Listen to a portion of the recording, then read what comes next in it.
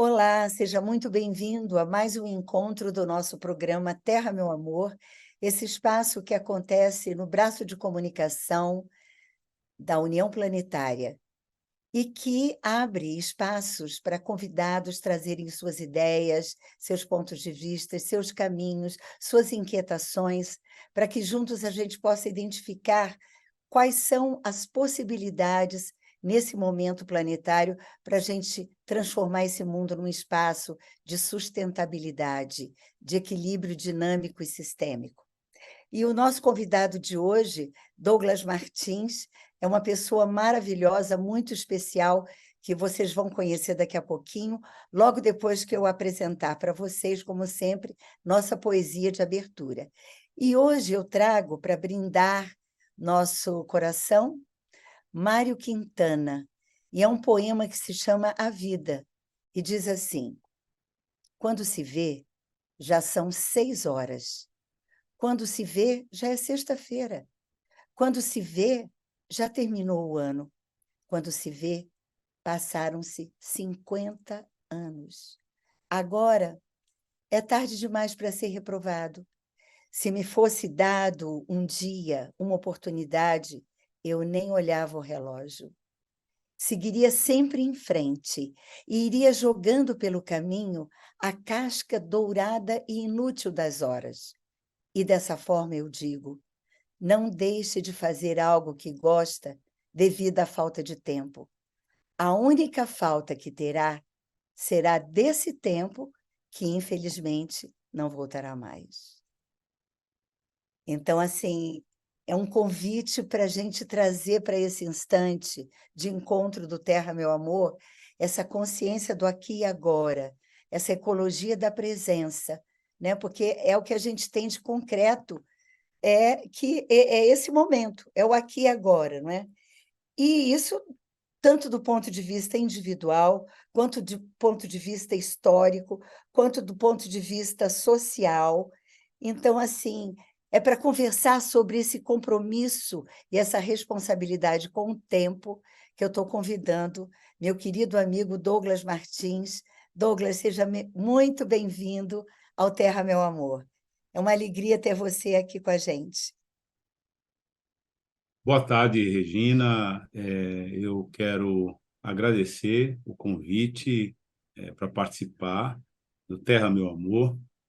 Também saudar aqueles que nos acompanham nesse momento e dizer que o tema, né, a partir do qual a gente vai conversar, é um tema vital para todos nós. Aliás, na perspectiva do poema do Mário Quintana que você acaba de apresentar aqui para a gente. Sim. Então, vamos aproveitar o tempo e eu já vou apresentar você para os nossos telespectadores um pouquinho do currículo do Douglas Martins. Então, Douglas Martins de Souza, ele nasceu em Santos, no estado de São Paulo, é brasileiro, advogado, jornalista e professor. Ele formou-se em Comunicação Social e Direito na Universidade Católica de Santos, é mestre em Direito Processual Civil, doutor em Filosofia pela PUC de São Paulo e foi secretário adjunto da Secretaria de Políticas da Promoção da Igualdade Racial da Presidência da República.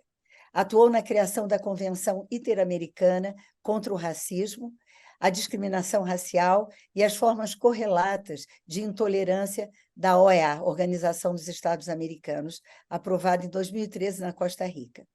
Entre 2006 e 2014, ele foi consultor jurídico do Conselho Nacional do Serviço Social da Indústria, também da Federação Nacional dos Trabalhadores da Indústria e da Central Única dos Trabalhadores, a CUT. Atualmente, ele é advogado do Sindicato dos Trabalhadores Portuários de Santos e trabalha em defesa dos trabalhadores da comunidade portuária, nesse processo de desestatização do Porto de Santos.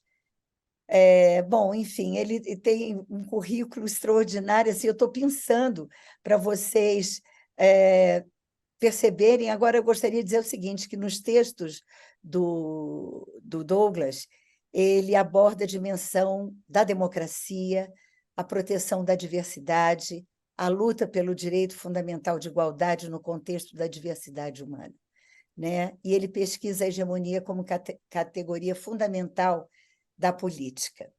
Então, assim, é com esse currículo vasto, com toda essa caminhada, que eu gostaria de perguntar para você algo que acho que todo mundo está se perguntando. Nós estamos agora num novo cenário no Brasil, um novo cenário na área social, que aponta também para outras questões ambientais, culturais. Tem todo um desenho novo na estrutura do atual governo, que caminhará com a sociedade brasileira, no mínimo por 4 anos, e que acena com mudanças. Então, eu gostaria de ter assim, uma percepção sua de como você está vendo esse novo Brasil que está se anunciando agora para nós, do ponto de vista dessa inter-relação socioambiental, cultural, enfim. Regina, o que você traz aqui para a gente começar a refletir, né, juntos, é um tema que eu enquadraria como envolvendo dois aspectos importantes: a transição ecológica dentro da transição política. Quero fazer essa referência porque é muito importante a gente ressaltar que uma coisa depende da outra, né? Então, é consenso que a agenda ecológica integra a pauta das urgências sociais e das providências emergenciais necessárias para a gente salvar, de certa maneira, o nosso ambiente e, portanto, a nós mesmos. E a percepção desse tema tem uma história bem abrangente. Já faz tempo que a gente percebe que essa é uma questão essencial para todos nós. Eu, por exemplo, falo aqui de uma região, no litoral de São Paulo, próximo a uma cidade industrial, que é Cubatão, que na década de 70 e 80 foi de tal maneira agressiva ao ambiente e ao sistema aqui da Serra do Mar, que necessitou uma intervenção radical para reverter as consequências que ali aconteceram. Entre elas, a gente teve um episódio trágico, né, de anencefalia, de crianças nascendo sem cérebro, né, nessa região aqui, por conta dos poluentes que eram lançados na atmosfera na planta Fabril de Cubatão. Então, essa trajetória ela serve para mostrar que a pauta ambiental está compreendida numa lógica que eu tenho formação em direito, né? Então eu posso fazer uma referência aqui que me é familiar, né? Que os juristas costumam classificar como bens indivisíveis, né? São insuscetíveis de fracionamento, e essa inteligência é muito importante para a gente entender essa questão. Eles só podem ser considerados como um todo. Então, quando se iniciou o processo para definir, por exemplo, no direito, quem era o titular desses bens indivisíveis, eu posso me referir aqui à água, ao ar, né? Logo se destacou a evidência de que todos nós somos os titulares. Então, não é possível identificar porque todos nós somos. E, ao mesmo tempo, é possível identificar porque a gente existe por causa deles. Então, logo se percebeu que esses interesses se encontravam num plano difuso de titularidade, e essa era a lógica que teria de ser aplicada para sua defesa. Eu quero, inicialmente, colocar isso, que isso é um interesse objetivo. Então, nesse momento, como é que a gente percebe isso, né? Uma questão importante que aconteceu recentemente, eu vou pegar um marco histórico aqui, que é o impeachment da Dilma de 2016, o impeachment que nos vitimou a toda a sociedade. Ele foi um marco histórico porque ele foi, na verdade, um golpe de Estado e que tinha um programa. E esse programa era a ponte para o futuro. Esse programa era extremamente regressivo e dentro dele havia, evidentemente, alguns propósitos muito estabelecidos. O primeiro era a supressão dos direitos dos trabalhadores, através da reforma antitrabalhista. O outro era retirar a direção econômica do Estado e passar para os grandes conglomerados financistas através da privatização do Banco Central. Mas tinha um terceiro que não estava declarado dessa forma, mas que esteve presente o tempo todo nisso, que foi a pauta regressiva ambiental. Então, a partir daquele momento, se começou a criar uma mentalidade de ataque à pauta ambiental, né? De enxergar, por exemplo, a Amazônia, o subsolo, as nossas águas, as terras dos povos originários, como bens suscetíveis de apropriação, né, por um setor específico para transformá-lo em negócio. Então, tirava a pauta ambiental completamente da lógica da defesa da vida e subordinava essa lógica à pauta, né, dos negócios. Veja, essa é uma questão importante, estou estabelecendo esse parâmetro temporal, porque desde 2016 até praticamente o ano passado, nós empreendemos uma luta contra essa pauta regressiva. Então, se nós estamos numa transição ecológica, é preciso entender que nesses 6 anos a gente regrediu muito. E agora, eu quero acrescentar isso, uma questão que é vital para este momento, para a gente tratar dessa questão. E foi a construção de uma mentalidade ecocida. Ou seja, a naturalização desses ataques na consciência média da sociedade. Então, eu diria o seguinte, são 2 os desafios que a gente enfrenta nesse momento. Primeiro, é reverter esse quadro, e a gente acho que deve falar disso agora, como, né? Mas o segundo é também reverter essa mentalidade que está naturalizada. Eu vou me valer aqui de um conceito que é muito comum em filosofia, que é o da desconstrução. Tem que ter uma política de desconstrução dessa mentalidade.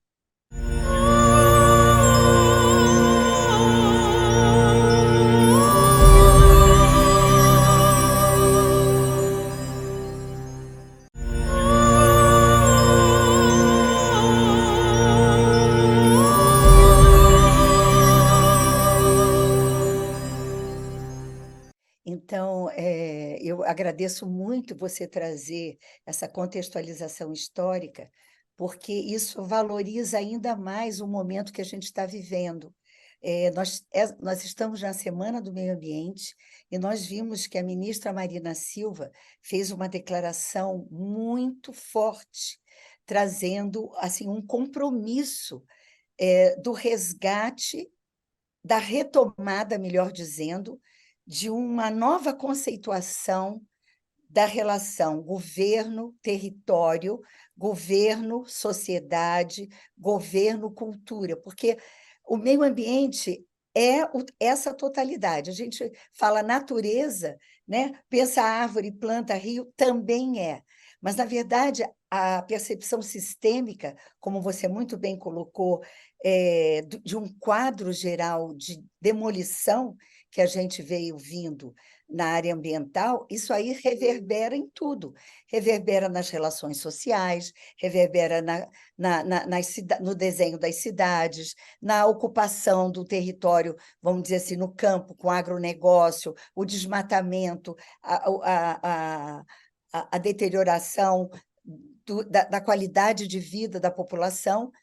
E a gente agora está vendo uma perspectiva muito pontualmente bem colocada, com um projeto que a ministra Marina colocou, que ela chamou de PPCDAM, né? O Projeto de Proteção e Combate ao Desmatamento da Amazônia, e que ela disse que iria se estender aos outros biomas, né? Então, eu gostaria que você, assim, a partir desse seu olhar, Douglas, como é que você percebe esse desenho para essa transição ecológica e qual que você sente que é assim a contribuição como que a sociedade, melhor dizendo, pode contribuir com o governo nessas transformações que precisam acontecer?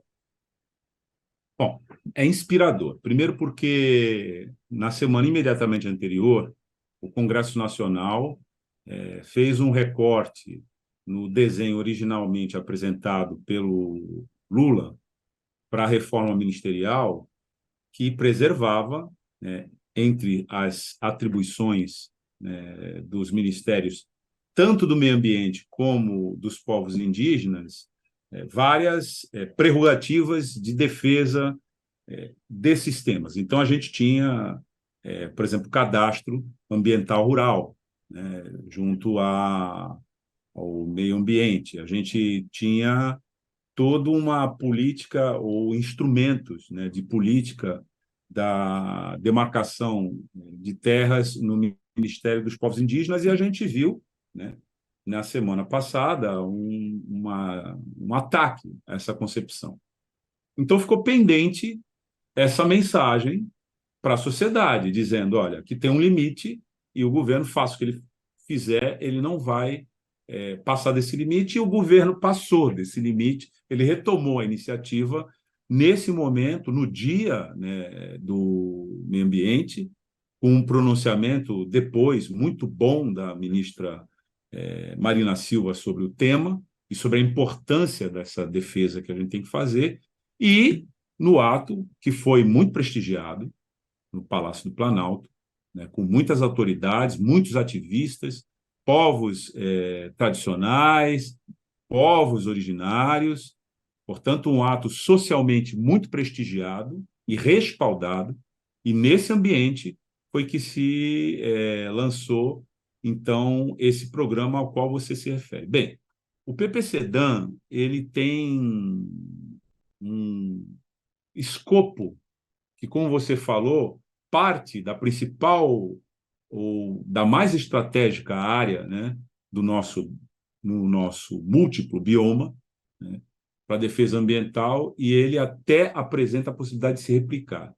Então, uma das coisas importantes no programa é que ele prevê até 2030 uma meta de zero desmatamento, né? Então, a gente sabe que em 2022, um pouco me referindo ao que estava falando anteriormente, quase 50% do desmate, estou falando de 5.738 quilômetros quadrados, ocorreu em reservas públicas, em unidades de conservação de terras indígenas. Então, o plano cria 3 milhões de hectares de unidades para conservação até 2027. Não é pouca coisa. E é uma resposta efetiva do governo federal, através do Ministério do Meio Ambiente, a essa mentalidade a qual me referi anteriormente, que tem que ser desconstruída. Ao mesmo tempo, Regina, ainda respondendo essa questão, tem uma peculiaridade no plano que ele não traz uma legislação nova.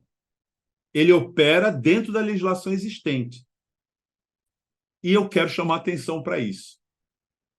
Por quê? Uma das formas de você subverter, desde a Constituição até as normas a elas subordinadas, que são protetivas de direitos fundamentais, inclua aí, né, a proteção do meio ambiente, é você ou ignorá-las, ou relativizá-las, ou até pervertê-las.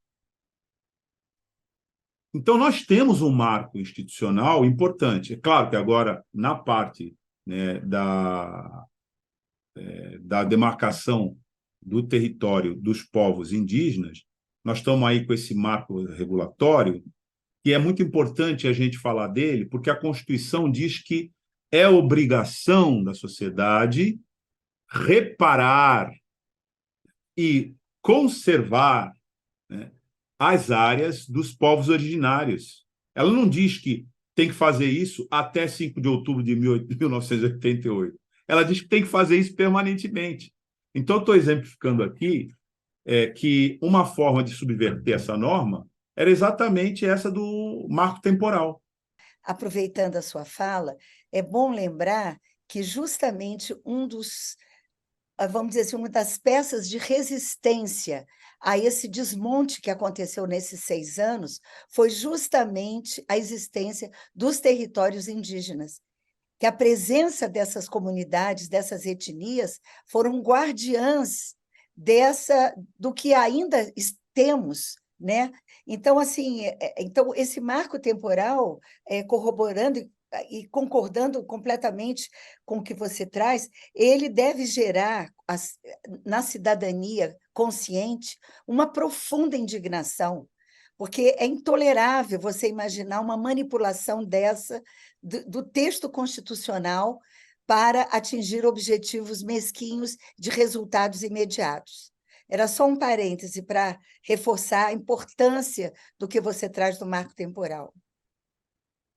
É muito provável, Regina, que o Supremo Tribunal Federal defenda a Constituição nesse quesito, Eu né? Porque espero. essa ideia, né, do marco temporal, ela é inconstitucional. Mas a ideologia do marco temporal é uma força social que disputa uma interpretação dessas normas em desfavor da sociedade. É isso que a gente tem que frisar e destacar aqui. Daí a importância desse aspecto que eu vinha ressaltando do PPCDAN, de que ele opera com as normas que já existem, e para isso ele aponta a necessidade de uma mentalidade compatível com elas no Estado. Ou seja, o que se fez anteriormente, e eu posso até, de maneira objetiva, caracterizar a intervenção que foi feita anteriormente como a militarização, por exemplo, da FUNAI, e a descaracterização das finalidades das várias agências do Ministério do Meio Ambiente. Nós tivemos desde uma perseguição a um fiscal ambiental que pegou um ex-presidente pescando em águas proibidas, passando pela demissão, né, do diretor do INPE, pelo simples fato de que ele cumpriu a obrigação dele, revelando, através das imagens, a devastação amazônica, até mesmo a indiferença genocida de proteção prioritária dos povos originários durante a pandemia. Portanto, nós estamos falando de uma ideologia em ação, e ideologia letal, em vários sentidos. Vai do genocídio ao assassinato do Dom e Bruno. Essa questão é a que eu me referia anteriormente, que não está especificamente em nenhum plano, mas ela está implicitamente em todos eles, que é a desconstrução da mentalidade ecocida,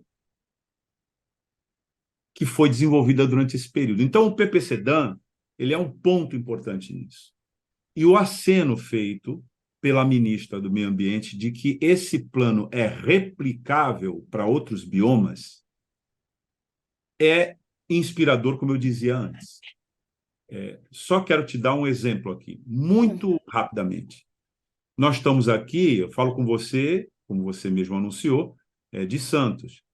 E em Santos, está se querendo transformar o porto numa espécie de território do agronegócio. A gente é exportador de soja, talvez o maior no mundo, mas a gente não tem indústria de fertilizantes, então a gente importa fertilizantes. 80% do nosso fertilizante é importado. Eles querem construir aqui, em plena área urbana, um mega terminal de fertilizantes que traz junto com ele um elemento químico que é o nitrato de amônio, que é o responsável pela explosão do porto de Beirute. Só que aqui, né, o potencial explosivo é 12 vezes maior do que aconteceu lá. São 35 mil toneladas.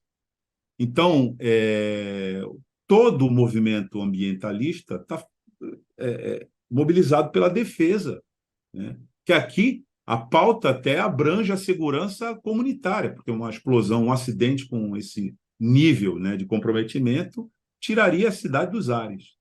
É Sim. correspondente a uma explosão atômica. Estou só exemplificando E esse a seu exemplo, urgência dessa desconstrução. eu acho importantíssimo esse seu exemplo, porque ele dialoga com um aspecto que vem sendo trazido né, que é uma questão de saúde pública dos nossos camponeses, das pessoas que trabalham na agricultura, que nós estamos importando fertilizantes que não são usados no hemisfério norte em nenhum país. Eles só produzem lá e mandam para cá para a gente adoecer a nossa população. Ou seja, é uma contradição muito grande. Então, assim, são estruturas, né, Douglas, que a gente precisa realmente trabalhar com força. Agora, eu queria aproveitar esse final do nosso programa de fazer uma pergunta, já que você é uma pessoa que entende muito da parte de direitos. Nós também temos na nossa Carta Constitucional que a água é um direito da população. E a gente está vendo um movimento forte acontecendo no sentido da mercantilização da água como, não como um dom, mas da apropriação mesmo da água, né? Mas isso também dialoga, isso também expressa uma contradição profunda com a nossa Carta Constitucional. Então, assim, eu te pergunto, e isso dialoga com a sobrevivência da sociedade, porque as pessoas mais vulneráveis serão as mais penalizadas, como sempre. Então, assim, como é que a gente estrutura as bases de consciência política da nossa cidadania para que essa cidadania possa fortalecer essa transição ecológica de mudanças? Bom, a água é um bem fundamental e eu acrescentaria inalienável, né, da humanidade. Nesse sentido, a gente precisa ter uma necessária compreensão do que significa isso. Significa que isso está fora do mercado, falando bem objetivamente. Embora a aventura ultraliberal tenha rompido com esse padrão ou esse limite civilizatório e privatizado as águas em muitos lugares do mundo, e agora a gente percebe no mundo, onde isso foi feito, uma reversão, uma reestatização, né, da questão do tratamento das águas, e aí vai até a pauta do saneamento, etc. Muito bem, essa questão, para além desse aspecto que eu estou colocando aqui, ela tem a ver com uma concepção de governo, né, e de convivência social. Eu falei da inalienabilidade porque certos direitos, né, e garantias fundamentais, como esse do acesso à água, têm que ser colocados fora do mercado. Eles são inalienáveis. Agora, aqui no estado de São Paulo, que é uma espécie de sobrevivência, né, da catástrofe que nós tivemos em termos federais nos últimos 4 anos, mas a gente continua com uma versão catastrófica aqui em São Paulo, nós estamos na iminência da privatização da Sabesp. E a luta social passa por aquilo que a gente falava antes, da compreensão da sociedade de que esses bens estão acima do mercado. Assim como foi importante colocar o bem, vida, acima do mercado, para que nós vencêssemos a batalha contra os negacionistas na pandemia, que diziam que o mercado estava acima da vida, né? Na questão das águas, é o mesmo parâmetro que a gente encontra aqui. Então, juridicamente, a abordagem é da inalienabilidade desse bem. O nosso Supremo Tribunal Federal andou um tempo sendo capturado pelo neoliberalismo. Vamos ver como é que ele se sai nessa pauta específica. De qualquer maneira, essa é uma questão prioritária para o movimento ambientalista. Sim. Douglas, nós estamos chegando no final do nosso programa. Realmente eu sinto que a gente teria muita coisa para falar. A gente vai voltar com uma outra pauta num outro momento. Quero agradecer demais a sua presença aqui e assim aproveitar essa sua última fala que me veio muito fortemente o fato assim do quanto que é importante que cada um de nós traga essa consciência cidadã, né? Que o ato político não é só um ato de botar um voto numa urna, é um ato de cidadania, né? Nas escolhas do produto que você compra no mercado, você vai comprar um produto com fertilizante, com agrotóxico, ou um produto de agricultura familiar orgânica, né? Isso é um ato político, né? Então, assim, só lembrando aqui que essa fala do Douglas para nós é uma provocação positiva no intuito da gente se perguntar qual é a minha parte nessas mudanças que a gente precisa fazer na transição sustentável. Então, Douglas, muito agradecida a você e a você, telespectador. Até o nosso próximo encontro e obrigada. Até lá. Obrigado. Tchau.